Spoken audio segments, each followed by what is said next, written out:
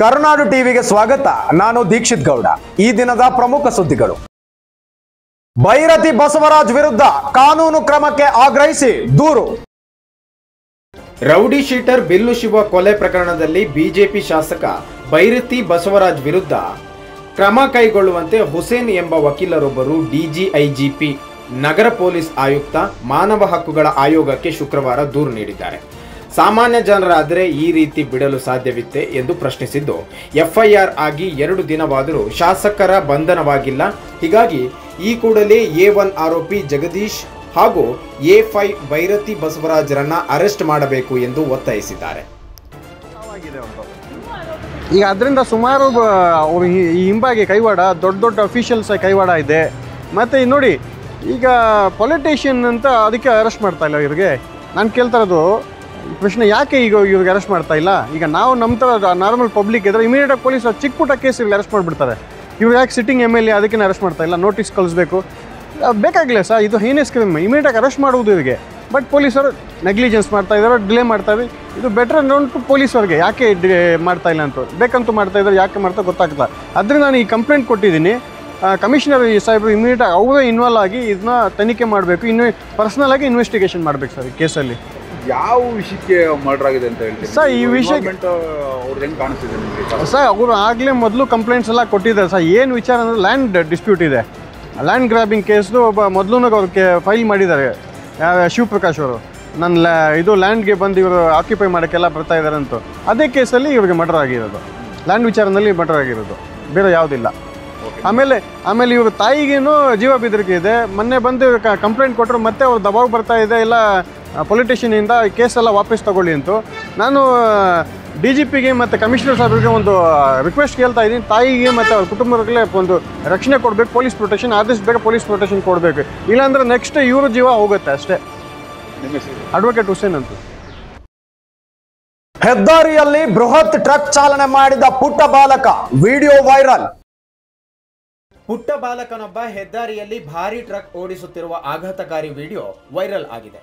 ಮಾಧ್ಯಮ ವರದಿಗಳ ಪ್ರಕಾರ ಮಧ್ಯಪ್ರದೇಶದ ಗ್ವಾಲಿಯರ್ ಬಳಿಯ ರಾಷ್ಟ್ರೀಯ ಹೆದ್ದಾರಿಯಲ್ಲಿ ಇತ್ತೀಚೆಗೆ ನಡೆದ ಘಟನೆ ಇದಾಗಿದೆ. ವೈರಲ್ ವಿಡಿಯೋದಲ್ಲಿ 8 ರಿಂದ 10 ವರ್ಷದ ವಯಸ್ಸಿನ ಚಿಕ್ಕ ಮಗು ಟ್ರಕ್ ಓಡಿಸುತ್ತಿರುವುದನ್ನು ಕಾಣಬಹುದು.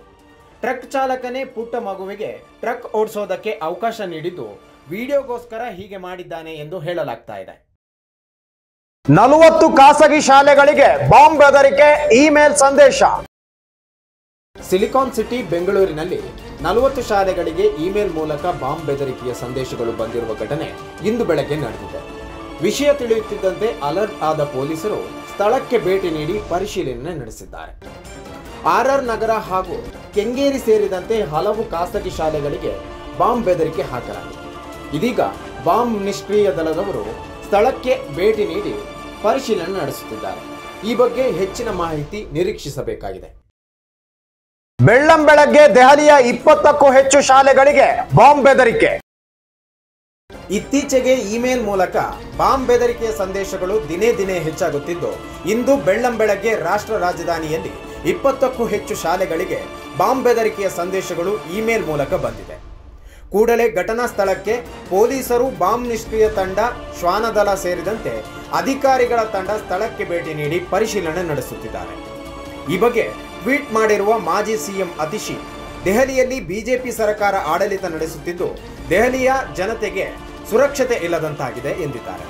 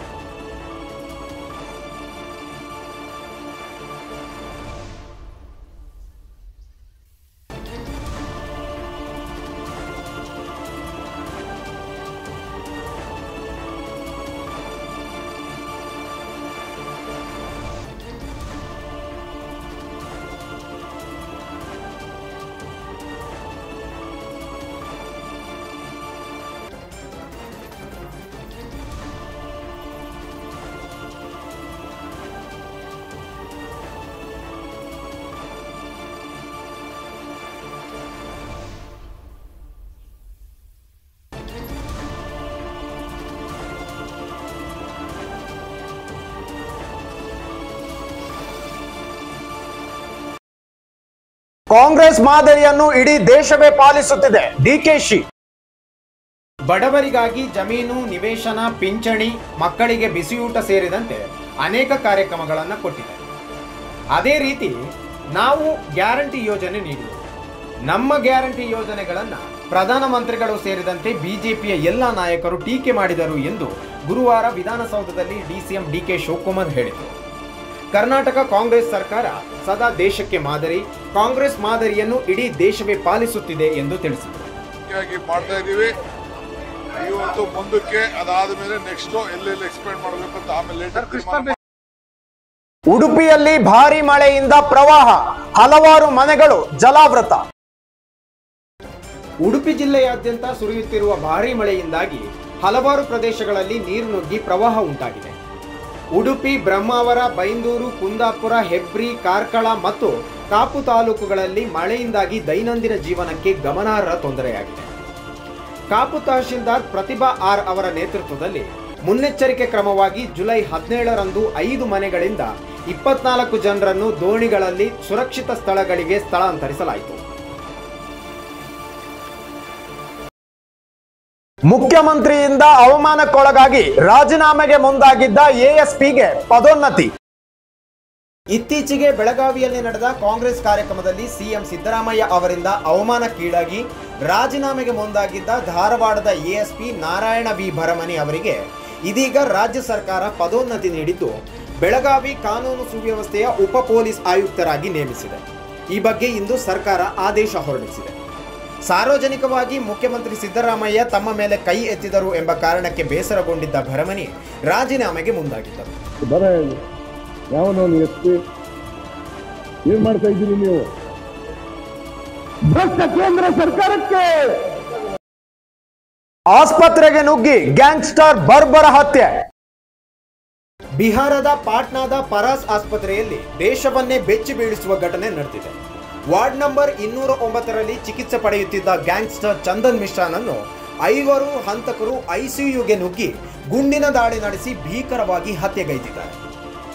ಜೈಲಿನಲ್ಲಿದ್ದ ಮಿಶ್ರಾ ಪೆರೋಲ್ ಮೇಲೆ ಬಂದು ಆಸ್ಪತ್ರೆಯಲ್ಲಿ ಚಿಕಿತ್ಸೆ ಪಡೆಯುತ್ತಿದ್ದರು. ಈ ಮಾಹಿತಿ ತಿಳಿದ ಹಂತಕರು ಆಸ್ಪತ್ರೆಗೆ ನುಗ್ಗಿ ಹತ್ಯೆಗೈದಿದ್ದಾರೆ. ಈ ದಾಳಿಯ ದೃಶ್ಯಗಳು ಸಿಸಿಟಿವಿಯಲ್ಲಿ ಸೆರೆಯಾಗಿವೆ. ಇದಾಗಿತ್ತು ಇವತ್ತಿನ ಪ್ರಮುಖ ಸುದ್ದಿಗಳು. ಇನ್ನಷ್ಟು ಸುದ್ದಿಗಳಿಗಾಗಿ ನೋಡ್ತಾ ಇರಿ ಕರುನಾಡು ಟಿವಿ.